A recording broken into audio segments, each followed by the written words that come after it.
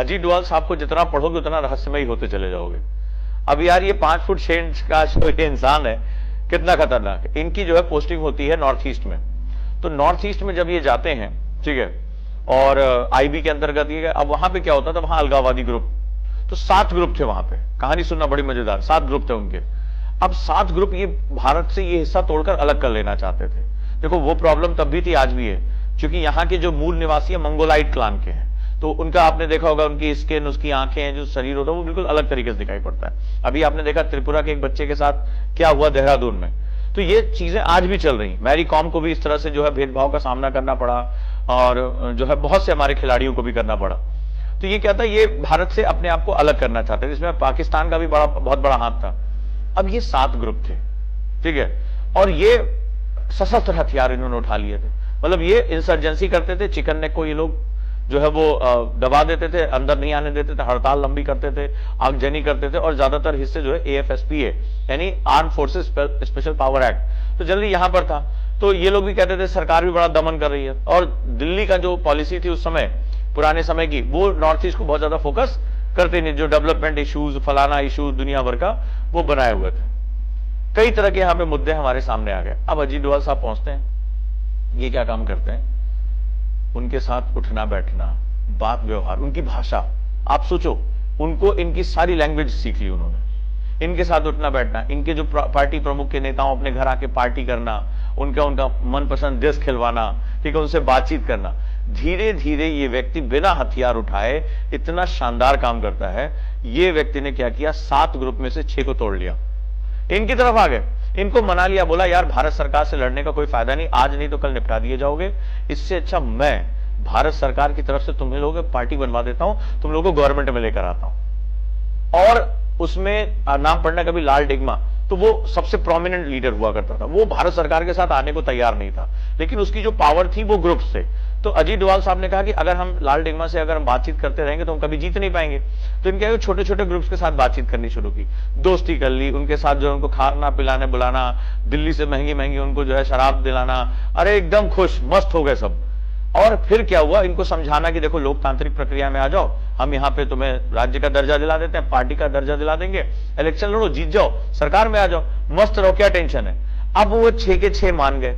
अब लाल डिग्मा, अरे नहीं हम ऐसी की तैसी हम कर देंगे, लेकिन जब बोले मेरे पास इतना सपोर्ट है, और जो सपोर्ट मांगने गए उनकी टीम के 6 के 6 मेंबर गायब, मीटिंग में आई नहीं, बंदे ने पूरा टर्न कर दिया। अब उसको समझ में आ गया कि अब मैं यहां सर्वाइव नहीं कर पाऊंगा, सरेंडर किया, और फिर भारत सरकार के साथ बातचीत में बैठे, गवर्नमेंट में गए, आराम से किया, और धीरे धीरे वहां पे पीस प्रोसेस शुरू हो गया। तो ये वो व्यक्ति हैं जो बिना हथियार उठाए, सिर्फ दिमाग से, हिम्मत देखिए, अगर वो इंसर्जेंट ग्रुप जरा भी उनको डाउट हो जाता, जरा भी वो कुछ ऐसी 19-20 मार देते तुरंत, क्योंकि वो सशस्त्र, वहां पे तो गवर्नमेंट पहुंचती ही नहीं थी। ये व्यक्ति उनके बीच में जाना, उनसे बात करना, उनके परिवारों के साथ घुलना मिलना, अपने घर बुलाना, खाना पीना सब कुछ मस्त करके, और एकदम बातचीत करते करते करते करते इतना उनको इन्फ्लुएंस कर लिया कि उनको बता दिया कि आपको जो है डेमोक्रेटिक प्रोसेस में आना ही पड़ेगा, और कोई चारा ही नहीं आपके पास।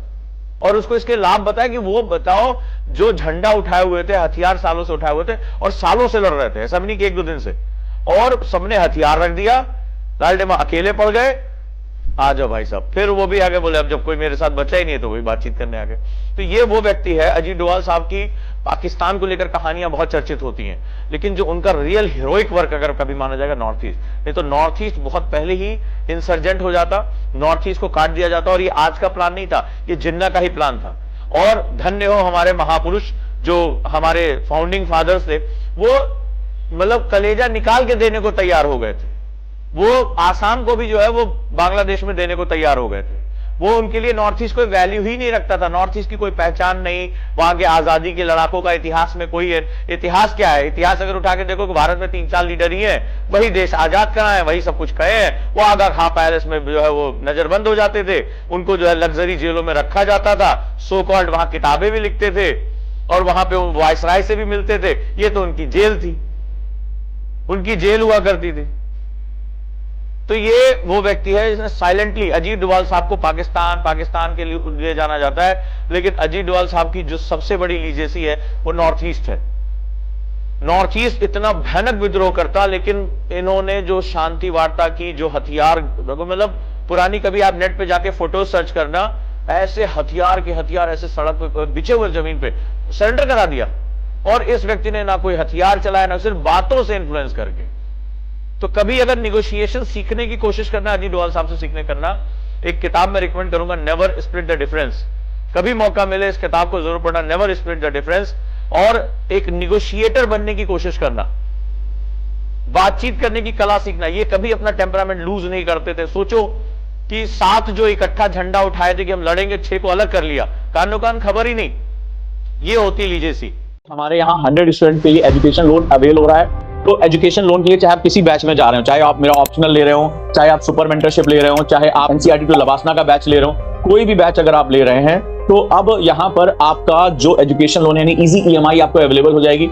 वो जो एजुकेशन लोन है उसका जो 1 साल का जो इंटरेस्ट आता है वो एकेडमी बियर करेगी। आपके लिए फर्स्ट मंथ की ईएमआई जो है वो 0 डाउन पेमेंट पे रहेगी, यानी आपको कोई एडवांस नहीं देना है। 1 महीने आप पढ़ लेने के बाद आपको पहली ईएमआई आपकी शुरू होगी। इतना इजी कर दिया है। ऐसे 100 स्टूडेंट को मैं सर्व करा रहा हूं। आप आज ही तत्काल फोन कर देंगे 8750711122 या 8750711133। याद रखिएगा। तो जो यहाँ पर आपका 0 डाउन पेमेंट यानी फर्स्ट मंथ आपकी ईएमआई ही नहीं पेमेंट करनी है, यानी आप 0 बेसिस पे आप अपनी क्लास शुरू कर सकते हैं। 1 महीने बाद आप इसको जाकर देंगे और जो एनुअल इंटरेस्ट रेट होगा that is bear by the academy itself.